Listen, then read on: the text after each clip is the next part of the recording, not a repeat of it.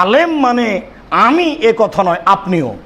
যখন আপনি আল্লাহকে বেশি চিনেন, বেশি জানেন, তখন আপনি আলেম।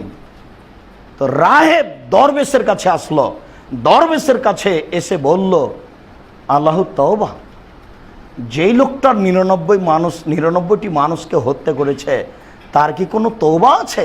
তার ক্ষমা চাওয়ার কোনো পথঘাট আছে? ফাকাল আল্লাহ। তখন দরবেশ বলল, না। তাহলে বোঝা যাচ্ছে যে দরবেশ আল্লাহর ক্ষমতাকে জানে না। 99 কেন? পাপের যদি কোনো সীমা রেখা না থাকে, এর পরেও যদি মানুষ ক্ষমা চায়, আল্লাহ ক্ষমা করবেন ইনশাআল্লাহ। 99টা মানুষকে হত্যা করে সে নিজে এসে ক্ষমার কথা বললো যে আমি ক্ষমা পাবো কিনা, তো দরবেশ বলল না। তার মানে দরবেশ আল্লাহকে চিনে না, ওই এমনিতেই ইবাদত করে। দরবেশ চিনলে এই কথা বলতো না। যখন না বললো ফাকাত আলাহু, তখন ওকে হত্যা করলো। যখন আমার আর পথই নাই, তো আর তোমাকে রেখে কি হবে? সুম্মা কালা রাজুলুন, এরপরে অন্য লোক ফা জালা ইয়াসআলু, এরপরে ও জিজ্ঞাসা করতে লাগলো এর পথ কোথায় পাওয়া যায়, বাঁচার পথ কোথায় পাওয়া যায়, ক্ষমা কিভাবে হবে, তার পথঘাট কি? ফাকাল রাজুলুন ইতে কারিয়াতান কাদা ওয়া কাদা, কোন একজন বলল তুমি অমুক গ্রামে যাও, সেখানে তোমার পথ হতে পারে, কিছু বলতে পারে। ফাদরাকাল মউত, তারপর মরণ তাকে পেয়ে গেল। যখন মরণ তাকে পেয়ে গেল, রাসূল সাল্লাল্লাহু আলাইহি সাল্লাম বলছেন, ফান্না সাদরাহু নাহওয়াহা, যখন মাটিতে পড়ে যায়, তখন তার বুকটা ওই গ্রামের দিকে লোকটা ঠেলে দিয়েছে, নিজের বুকটা গ্রামের দিকে ঠেলে দিয়ে বলছে, আমি পাপ করেছি সেটা ভিন্ন কথা, আমি পাপের ক্ষমার পথ খুঁজছি। আমি বুকটা গ্রামের দিকে ঠেলে দিয়ে বলতে চাচ্ছি তোমাকে যে আমি পথ খুঁজছি, কিভাবে ক্ষমা হবে। ও আমাকে বলেছে ওই গ্রামে যাও, আমি তো ওই গ্রামে যাচ্ছিলাম, সময় তো আমার শেষ। আমি বুকটা ওই গ্রামের দিকে ঠেলে দিয়ে তোমাকে দেখাতে চাইলাম যে আমি পাপী সেটা ভিন্ন কথা, তবে আমি পাপের ক্ষমা চাচ্ছি, আমি পথঘাট খুঁজছি। ফাক্তাসামাতিল মালায়েকাতু রাহমা ওয়া মালায়েকাতুল আযাব, ইতিমধ্যেই লাশ পড়ে আছে, শাস্তির ফেরেশতা, রহমতের ফেরেশতা এসে হইচই লাগিয়ে দিয়েছে। কেউ জাহান্নামে নিয়ে যাবে, কেউ জান্নাতে নিয়ে যাবে। তখন ফাওয়াল্লাহু তাআলা ইলা হাজিহি তাবাদি ওয়া ইলা হাজিহি তাকাররবি, ওই সময় আল্লাহ তাআলা যে গ্রামের দিকে যাচ্ছিল সে গ্রামকে বললেন তুমি আগে আসো, আর যে গ্রাম ছেড়ে যাচ্ছিলেন সেই গ্রামকে আল্লাহ বললেন যে তুমি একটু পিছে হটে যাও। তারপরে ফেরেশতাকে বললেন কি সুমা বাইনহুমা, দুইটার মাঝে তুমি মেপে দেখো কতটুকু গেছে আর কতটুকু বাকি আছে। ফা আকরাবা ইলা হাজিহি বিশিবরিন, মেপে ফেরেশতারা দেখলেন যে মাপে অর্ধ হাত বেশি হয়ে গেছে। ফা গফিরা লাহু, তাকে মাফ করে দেওয়া হলো। বলেন তো আসলে ঘটনাটা কি? ঘটনাটা হলো এই যে আল্লাহ তাদেরকে দেখাতে চাইলেন যে আমি তার কর্মের বিনিময়ে তাকে মাফ করেছি, আর আল্লাহ তাকে দেখাতে চাইলেন যে এত বড় পাপীকে মাফ করাটা আমার অন্যায় নয়।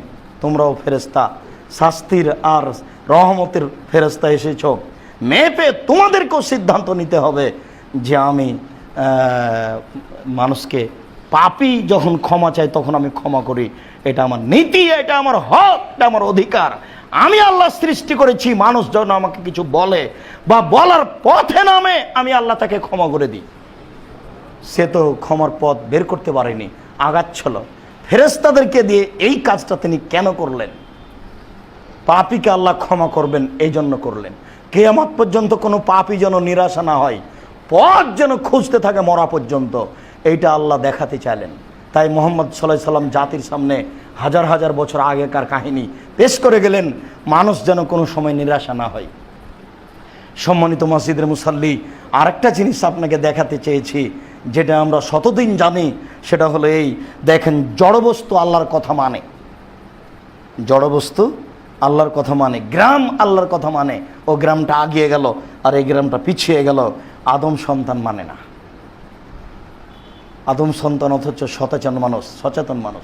তাই তো আল্লাহ তাআলা বলেন অতীন ডমর ফলের কসম ও জাইতুন, জাইতুল ফলের কসম, ও তুরে সিন, তুর পাহাড়ের কসম, ওয়া হাদাল বালাদিল আমিন, এই মক্কা শহরের কসম, লাকাদ খালাকনাল ইনসানা ফি আহসানি তাকবীম, আমি মানুষকে অতীব উত্তম করে সুন্দর আকৃতিতে সৃষ্টি করেছি। মানুষ যখন আমাকে মানেনি, ও যখন পশুর পরিচয় দিয়েছে, তখন আমি তাকে সর্বনিম্নে উল্টা ফিরিয়েছি। সে তখন মানুষ নয়, সে তখন পশু। সে পশুর চেয়েও খারাপ, ভালো হওয়া জাল, সে কত খারাপ তার হিসাব নেই। আদম সন্তান যখন আল্লাহকে হিসাব করে না, মূল্যায়ন করে না, তখন আদম সন্তান মানুষের আল্লাহর কাছে অতীব নিকৃষ্ট, খুবই খারাপ, পশু প্রাণীর চেয়েও খারাপ।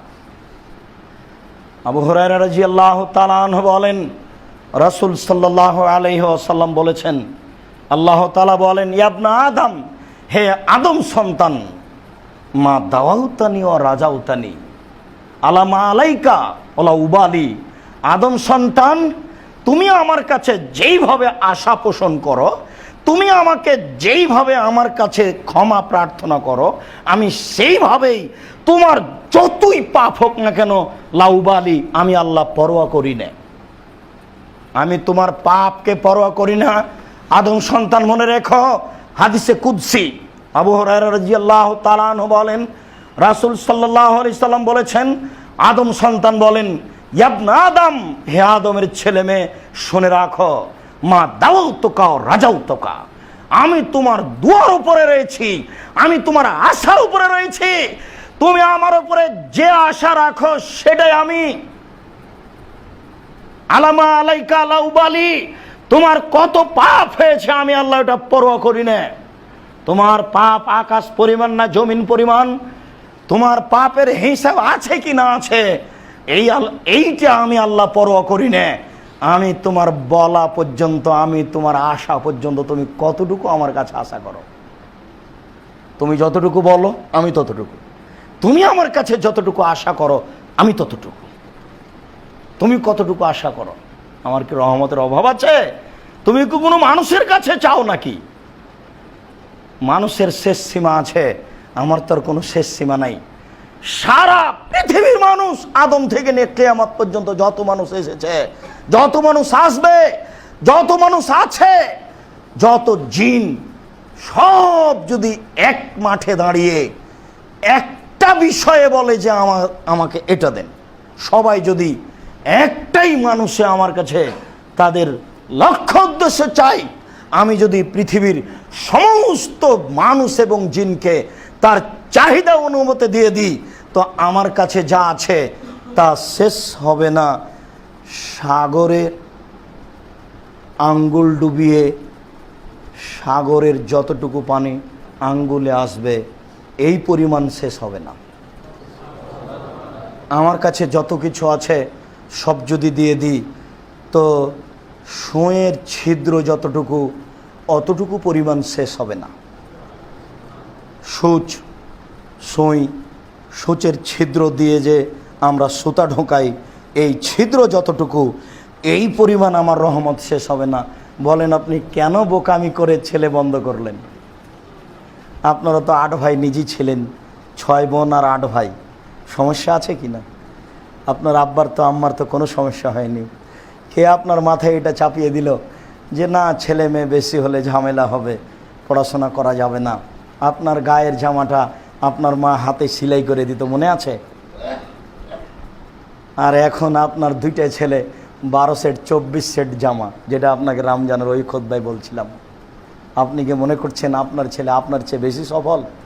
জি না, আপনার ছেলে বেশি সফল, বেশি শিক্ষিত নয়। ভুল হিসাব। দিন যত যাবে তত মানুষ পশু হবে, একথাই ঠিক। অতএব আল্লাহর রহমতকে বুঝতে না পারে মানুষ এই কথা বলে। আপনাকে আমি এই বুখারী মুসলিমের হাদিসের বাক্য কি দিয়ে বুঝাবো বলেন তো দেখি?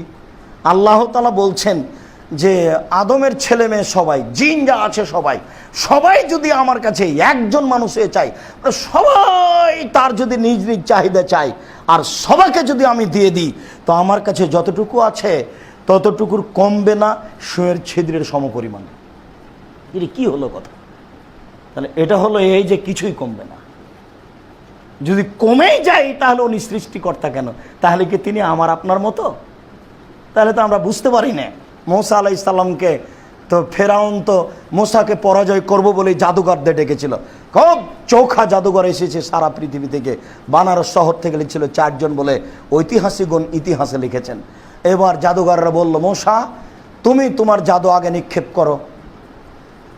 তখন মূসা বললেন যে আপনারা আগে। তখন তারা তাদের রশিয়ার লাঠিগুলিকে ছেড়ে দিল।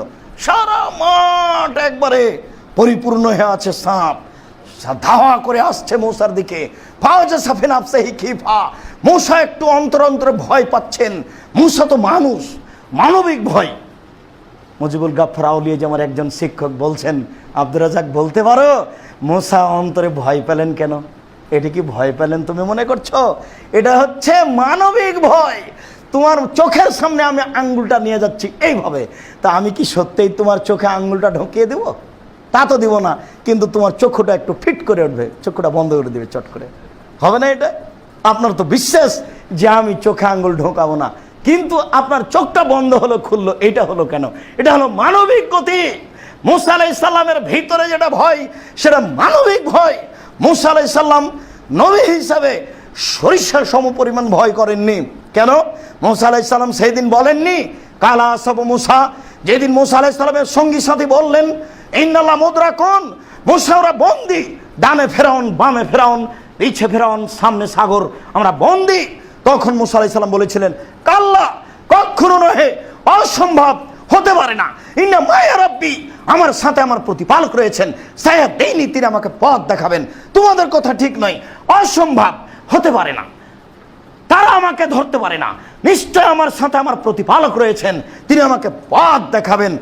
সরিষা সমপরিমাণ পথ নেই, পথই নেই। তিনি বলছেন তিনি আমাকে পথ দেখাবেন। তাহলে মূসা আলাইহিস সালামের অন্তরে সরিষা সমপরিমাণ ভয় ছিল না, তিনি মানবিক ভয় করছেন। তারপরে আল্লাহ বলছেন মূসা লাঠিটা ছেড়ে দাও। মূসা আলাইহিস সালাম লাঠিটা ছেড়ে দিলেন। মাঠে যত সাপ ছিল সব একবারই ধরে নিলেন। আপনি কি মনে করছেন মূসার এই লাঠিটা এটা একটা সাপ? এটা হচ্ছে আল্লাহর একটা শক্তি। শুধু ওই মাঠে কেন, সারা পৃথিবী যদি জড়িয়ে ফেরাউন সাপ জড়িয়ে দিত জাদুঘরদের মধ্যে, জাদুঘরদের মাধ্যমে, তাহলে এই সাপ একবারই ধরে নিত। যদি একটা সাপ থেকে যেত তাহলে আল্লাহর শক্তি দুর্বল বলে প্রমাণ হতো। ফেরাউন বুঝে না আল্লাহ কাকে বলে, জাদুঘর বুঝেনি প্রথমে আল্লাহ কাকে বলে। জাদুঘর পরে বুঝতে পারলো এ মূসা জাদুঘর নয়, এটা আল্লাহর ক্ষমতা। আমরা 200-500 জন কেন, সারা পৃথিবীর মানুষই যদি জাদুঘর হয়ে যায় তবে মূসার কাছে টিকা যাবে না। এর নাম অলৌকিক ক্ষমতা, এর নাম মুজিজা, এর নাম অলৌকিক ক্ষমতা। আদম আলাইহিস সালামকে আল্লাহ বলছেন ইবনা আদম লাউ বালাগাত যুনুবুকা আনানা সামায়, আদম সন্তান তোমার পাপ বেশি হতে হতে হতে হতে যদি আকাশে গিয়ে ঠেকে যায়, ফাস্তাগফিরুনি গাফারতু লাকা, আমাকে বলো আমি ক্ষমা করে দেব। মুসলিম, তোমার পাপ বেশি হতে যদি আকাশে ঠেকে যায় আমাকে বলো আমি ক্ষমা করে দেব। তাহলে তিনি বলা চাচ্ছেন ইবনা আদম লা তাইতানি বিকরাবিলার যে খাতাইয়া সুমাল্লাহ কিতানি লা তুশরিক বিশায়া, আদম সন্তান বিচারের মাঠে যদি আসো আকাশ জমিন পাপ নিয়ে, যদি শিরকি পাপ না থাকে আমি আল্লাহ তোমাদের সব পাপ ক্ষমা করে দেব। দুঃখিত, আমরা বাংলাদেশে বসবাস করি, বাংলাদেশের মানুষ বড় অবুঝ, এর জন্মসূত্র ভিত্তি খারাপ, এর জন্মসূত্রই হচ্ছে শিরক। শিক্ষিত মানুষ জন্মদিবস পালন করে, বলেন তো ও কি মানুষ? আচ্ছা ও মানুষ না ভূত? ও কি আপনাদের খেয়ালে কি জন্মদিবস পালন করে? বলেন তো এখানে কি আছে? বোকা মহিলা যদি বলতো আল্লাহ এই জিনিস ছেলেরা আমার হয়েছে, তুমি আমার ছেলেটাকে বড় করিও, উচ্চশিক্ষিত করিও, তাও না হয় একটা মানায়, তবুও নির্ধারিত দিনে বলাটাও অপরাধ। তাও নির্ধারিত দিনে বলবেন কেন? আল্লাহর রহমত কি কোনো দিনের সাথে খাস আছে? তা অবশ্যই নেই। পুরো বছরটাই শিরক, এর সব কিছুই শিরক, এর চলা শিরক, এর কথা শিরক, এর জন্ম শিরক, এর পড়াশোনা শিরক। এই শিরকের মধ্যে ডুবে আছে, একের মাথার উপরে শিরক চলে গেছে, যাকে বলা হয় বিপদ সীমা। এটা হচ্ছে ভারতে বাংলাদেশে জন্ম হওয়ার কারণে বেশি। এটা সবাই বিপদের মুখে, সবাই। আদম সন্তান বিচারের মাঠে যদি কোনো শিরক ছাড়া পাপ থাকে আকাশ জমিন পরিমাণ আমি ক্ষমা করে দেব। সাদ্দাদ ইবনে আওস রাদিয়াল্লাহু তাআলা আনহু বলেন রাসূল সাল্লাল্লাহু আলাইহি সাল্লাম বলেছেন, সাইয়্যিদুল ইস্তিগফার মায়াকুলু, ক্ষমার জগতে সর্দার যেটা আদম সন্তান বলে, তোমরা যেটা বলো ক্ষমার জগতে সর্দার, তোমরা ক্ষমা চাও এই বাক্য দিয়ে। সেটা কি? আল্লাহুম্মা আনতা রাব্বি লা ইলাহা ইল্লা আনতা, হে আল্লাহ তুমি আমার প্রতিপালক, তুমি ছাড়া কোনো মাবুদ নেই। খালাক্তানি, তুমি আমাকে সৃষ্টি করেছ। ওয়ানা আবদকা, আমি তোমার দাস। ওয়ানা আলা আহাদেকা, আমি তোমার ওয়াদার উপরে রয়েছি। ওয়াদেকা মাস্তাতাত, আমি তোমার ওয়াদা সম্ভবপর বহাল রাখব। আবু আলাকা বে নেমাতেকা আলাইয়া, তুমি যত অনুগ্রহ করেছ, বাড়ি গাড়ি ছেলে মেয়ে স্ত্রী টাকা পয়সা, তোমার সব দয়া আমি এটা স্বীকার করছি, এটা তোমার। তার মানে যখন আপনি বললেন এটা তোমার নেয়ামত, তখন আপনার নিজ ক্ষমতা দিয়ে করেছেন, এটা কেটে গেল। এগুলো তোমার সব অনুগ্রহ। ও আবু বেদাম্বি, তারপরে বলছি আমি আমার পাপকেও স্বীকার করছি। আমি তোমার অনুগ্রহকে স্বীকার করলাম, আমি আমার পাপকেও স্বীকার করছি। ফাঁক ফেরেলি, এবার আমাকে মাফ করো। আমি কিছু সব তোমার কাছে সমর্পণ করলাম, ফাঁক ফেরেলি, তুমি আমাকে মাফ ফেরো। লায়াক ফেরুদ্দুন বা ইল্লা আনতা, তুমি ছাড়া কেউ ক্ষমা করতে পারে না, তুমি একমাত্র ক্ষমার মালিক।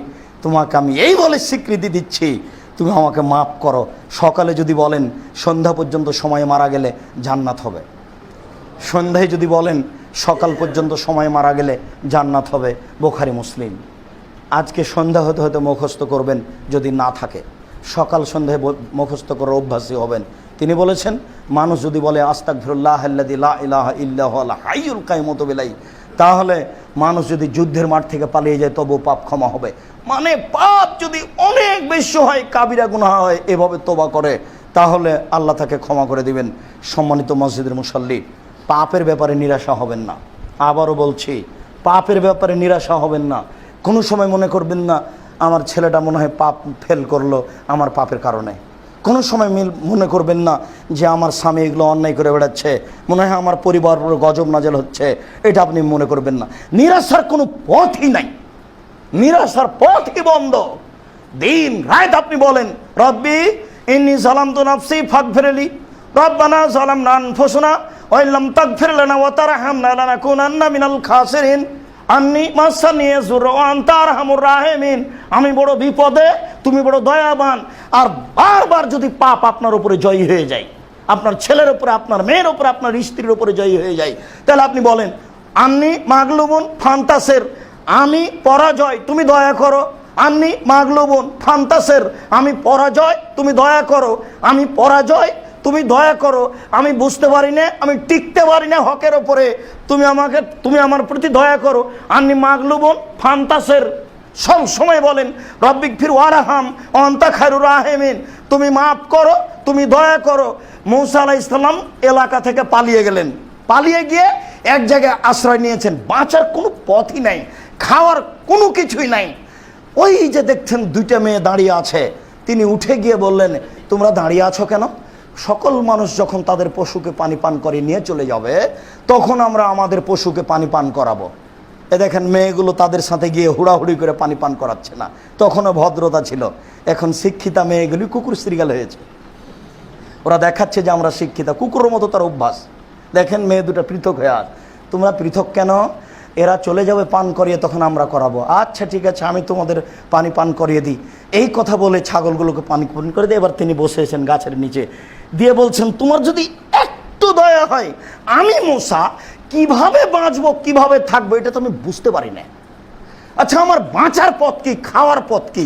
না হোটেল আছে, না রাস্তাঘাট চিনি, না কি করব, আমি তো কোনো কিছু বুঝতে পারি না। আমার পথ কি হতে পারে? রব্বিক ফির ওয়ারহাম ওয়া আনতা খায়রুর রাহিমিন, প্রতিপালক তুমি দয়া করো, তুমি ক্ষমা করো, তুমি যে বড় দয়াবান, তুমি যে বড় ক্ষমাবান। আপনাকে আমি বুঝাতে পারছি না তিনি কত বড় অসহায়, কোনো পথই নাই। একটু পরে একটা মেয়ে এসে বলছে, আমার আব্বা আপনাকে ডেকেছে, লজ্জা লজ্জা করে বলছে, আপনি আমাদের ছাগলকে পান করিয়ে দিয়েছেন, আপনাকে আমার আব্বা পারিশ্রমিক দিবে এই জন্য। তারপরে তো আপনি সবই জানছেন। দেখেন অসহায় মানুষের পথ হয়, আপনারও হবে। বলতে শেখুন আস্তাগফিরুল্লাহ ওয়া আতুবু ইলাইহি, বলতে শেখুন আস্তাগফিরুল্লাহাল্লাযী লা ইলাহা ইল্লা হুয়াল হাইয়ুল কাইয়ুম ওয়া তুবু ইলাইহি, বলতে শেখুন সাইয়্যিদুল ইস্তিগফার, কোরআনের দোয়াগুলি বলুন। আর সুলাইমান আর দাউদের কথাটি বলুন। দাউদ আলাইহিস সালাম বলছেন, রব্বি আউজি'নি আন আশকুরা নি'মাতাকা আল্লাতী আন'আমতা আলাইয়া ওয়া আলা ওয়ালিদাইয়া। প্রতিপালক, তুমি আমাকে একটু শক্তিশালী করো না। তুমি যে আমার উপরে, আমার বাপের উপরে যে দয়া করেছো, এর জন্য আমি শুকরিয়া আদায় করতে পারি। নবী এই কথা বলছেন, নবী। আচ্ছা, আপনি যে একবারও বলতে পারেন না? নবী বলছেন যে আল্লাহ, তুমি আমার উপরে, আমার বাপের উপরে যে দয়া করেছো, এটার শুকরিয়া আদায় করার একটু শক্তি দাও তো আমাকে। নবী এই কথা বলছেন, শক্তি চাচ্ছেন। তারপরে বলছেন ওয়ান আমালা সালেহান তারজাহু, আর আমাকে এমন আমল করতে দাও যাতে করে তুমি খুশি হয়ে যাও। ওয়াজআলনি বিরাহমাতিকা মিন ইবাদিকা সালিহিন, আর তুমি তোমার রহমত দিয়ে আমাকে ভালো মানুষের মধ্যে করো। যাওয়ার সময় বইটা নেবেন, যে কোনো দোয়ার বইয়ে পাওয়া যাবে। দোয়া করতে শিখুন, ক্ষমা চাইতে শিখুন। আল্লাহ, আমরা মানুষ, আমাদের ভুল ত্রুটি থাকতেই পারে, তুমি একটু দয়া করো। তোমার দয়া রহমতের আশাধারী, তুমি আমাদের উপরে দয়া করে তোমার নিয়ামতের শুকরিয়া আদায় করার তৌফিক দান করো। তোমার দরবারে দোয়া প্রার্থনা করার তৌফিক দান করো। আমাদের যারা মারা গেছে, তুমি তাদের কবরের শাস্তি মাফ করো। আমরা যারা অসুস্থ, তুমি তাদের আরোগ্য দান করো। যারা আমরা বেঁচে আছি, তুমি তাদেরকে তোমার রাসূলের পদ্ধতি অনুযায়ী চলার তৌফিক দান করো। এই দাবি, এ দোয়া তোমার দরবারে রেখে আজকের জুমার খুতবা এখানে শেষ করলাম। সাল্লাল্লাহু আলাইহি ওয়াসাল্লাম।